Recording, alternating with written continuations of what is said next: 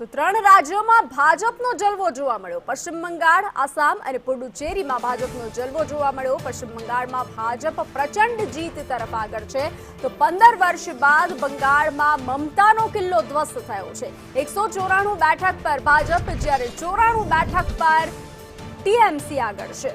આસામમાં 97 બેઠક, कांग्रेस 27 बैठक पर आगळ छे, तो पुडुचेरी में 16 बैठक पर भाजप आगळ जोवा मळी रही छे।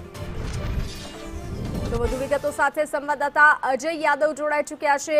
अजय, भारतीय जनता पार्टी की प्रचंड जीत देखने को मिल रही है। जिस तरीके से 3 राज्यों में भारतीय जनता पार्टी का दबदबा देखने को मिल रहा है, चारे तरफ जीत का जश्न देखने को मिल रहा है।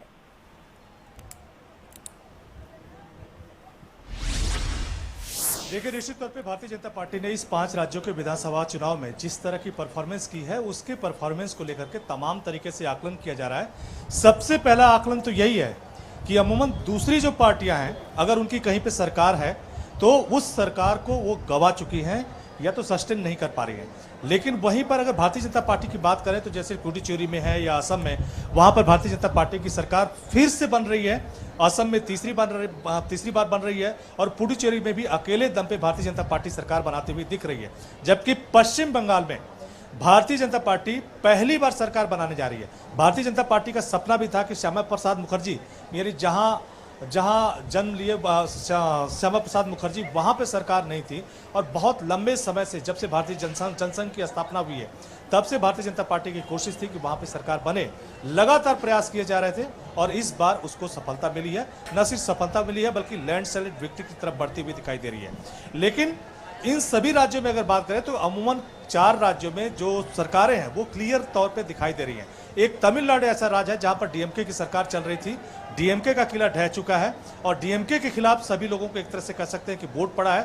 नई पार्टी थलपति विजय की, जो कि एक एक्टर भी है और तमिल सिनेमा के, उन्होंने पहली बार चुनाव लड़ा और पहली बार इतनी बम्पर जीत मिली है और खास करके 105 सीटों पे वो आगे चल रहे हैं।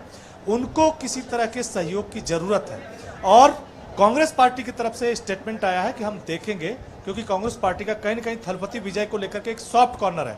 क्योंकि जब विधानसभा चुनाव चल रहे थे, उसका कैंपेन चल रहा था, उससे पहले ही कहीं न कहीं डीएमके और खास करके कांग्रेस पार्टी के बीच थोड़ा टसल देखने को मिला था। कांग्रेस पार्टी का एक धड़ा था जो चाहता था कि थलपति विजय के साथ अलायंस हो, लेकिन कहीं न कहीं डीएमके दबाव बनाने में कामयाब रही और अब भी डीएमके के साथ ही उसका अलायंस आगे गया। तो संभावना ये जताई जा रही है कि 105 सीटों पे थलपति विजय की पार्टी फिलहाल आगे चल रही है।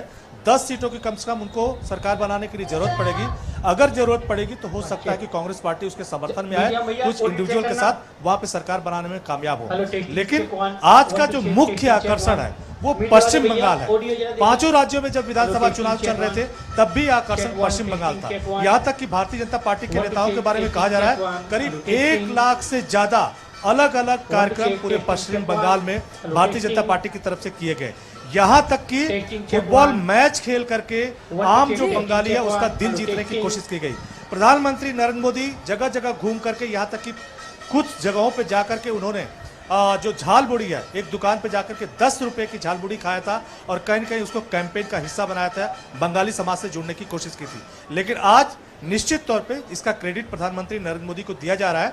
तो लोगों का कहीं न कहीं आकर्षण या कह सकते ध्यान इस बात पर रहेगा कि प्रधानमंत्री नरेंद्र मोदी जब 6:30 बजे भारतीय जनता पार्टी के इस मुख्यालय में आएंगे तो उनकी तरफ से न सिर्फ उस झालमुड़ी पे बल्कि पश्चिम बंगाल में जो भारतीय जनता पार्टी की विजय होती हुई दिखाई दे रही है उस पे क्या बोलेंगे। तो लगभग तैयारियां करीब पूरी हो चुकी हैं और प्रधानमंत्री नरेंद्र मोदी के आने का इंतजार। जी अजय, जानकारी के साथ जुड़ने के लिए धन्यवाद।